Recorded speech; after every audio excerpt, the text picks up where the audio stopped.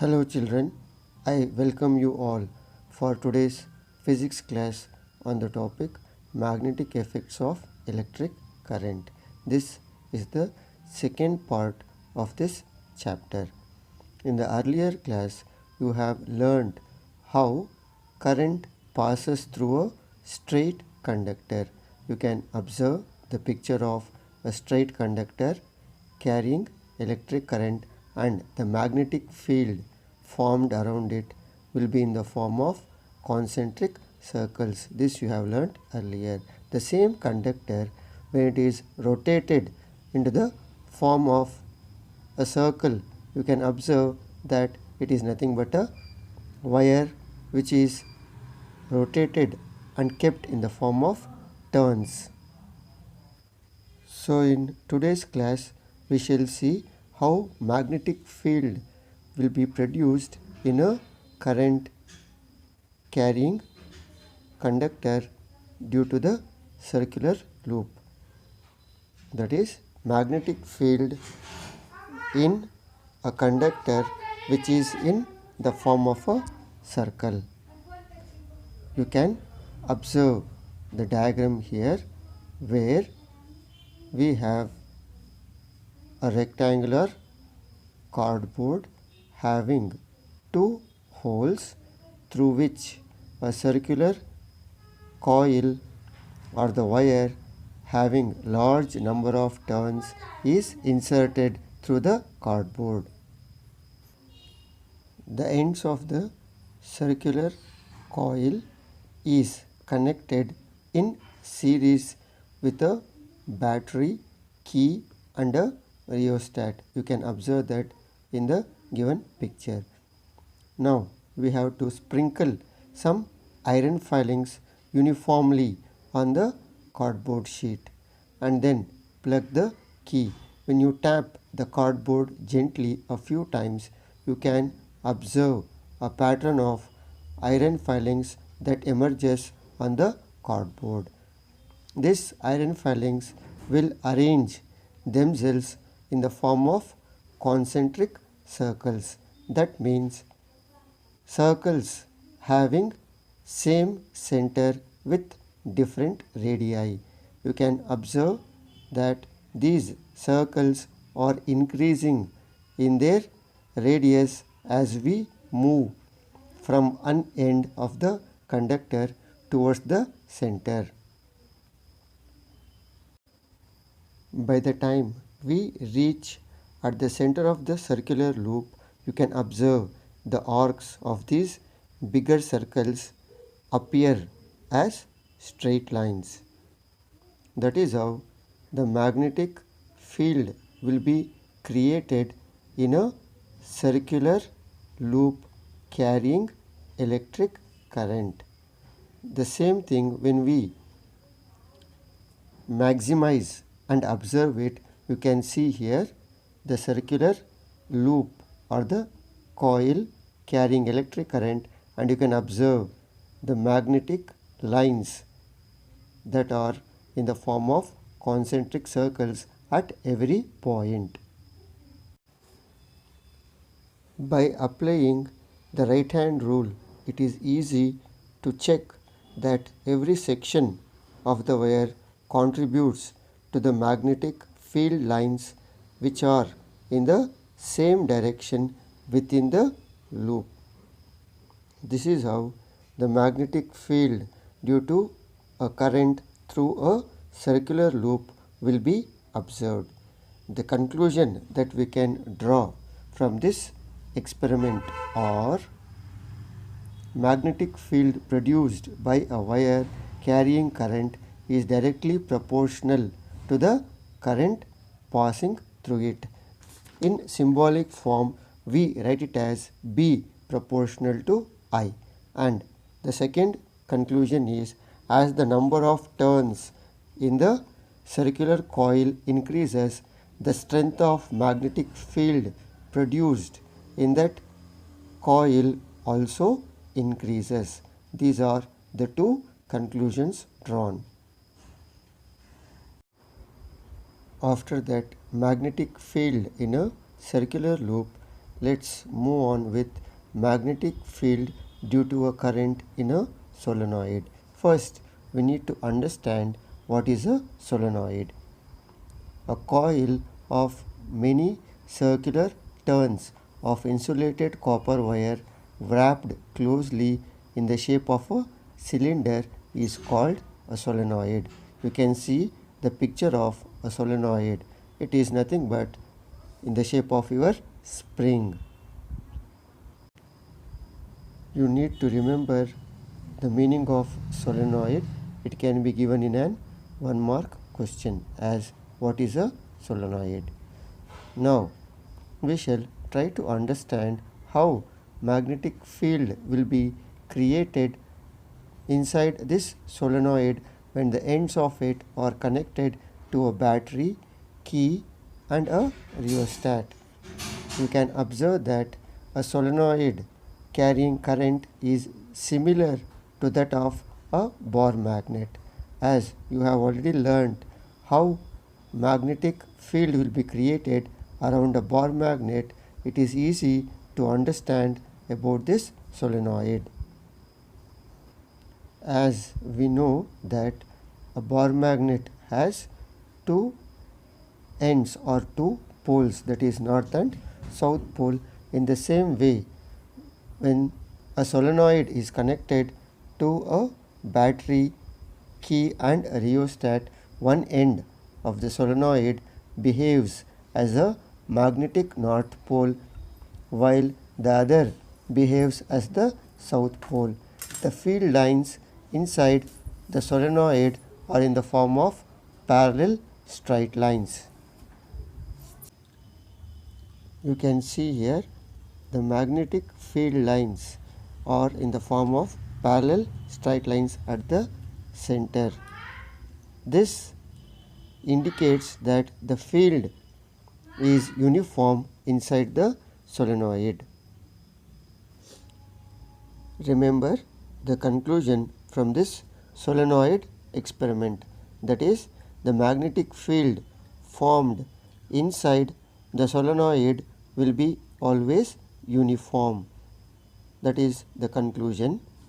This solenoid will have its own practical applications in our daily life.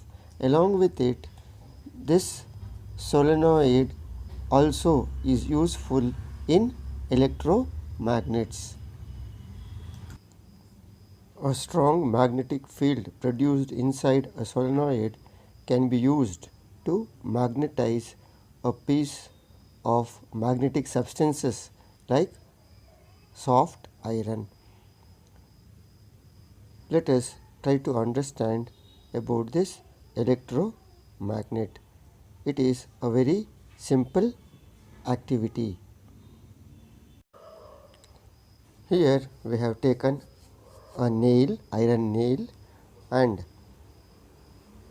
copper wire is twisted around this nail. That is nothing but it resembles like a solenoid, and the ends of this wire are connected to a battery and a switch. When the switch is on, electric current flows through the battery through this copper wire, and the nail acts as a temporary magnet. When we bring a few pins, we can observe that the nail attracts these pins, indicating that iron nail acts as a magnet. When the switch is off, the nails will fall down.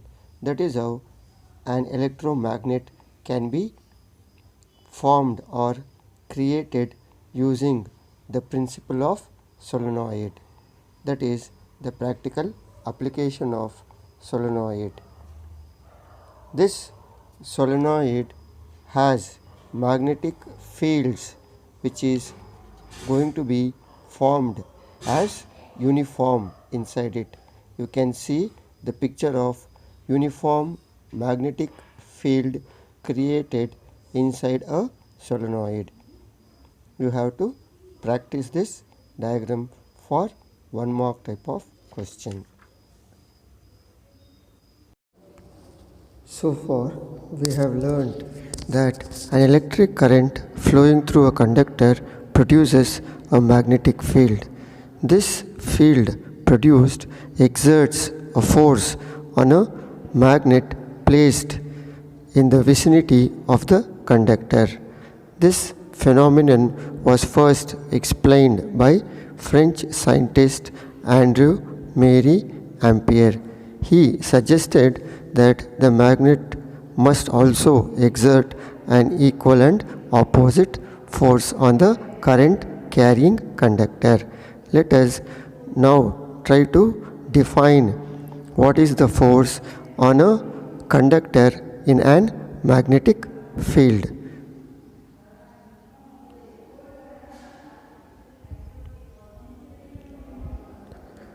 When a current carrying conductor is placed in a magnetic field, there is an interaction between the magnetic field produced by the current and the permanent magnetic field, which leads to a force experienced by the conductor. Now let us try to understand this definition through a simple activity. Take a small aluminium rod EB of around 5 centimeters length. Use two connecting wires to suspend it horizontally with the help of a stand. Place a strong horseshoe magnet in such a way that the rod lies between the two poles of the magnet.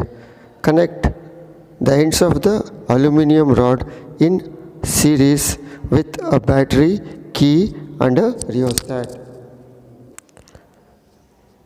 When you pass electric current through this aluminum rod from end B to the end A, we observe that the rod is displaced towards the left side.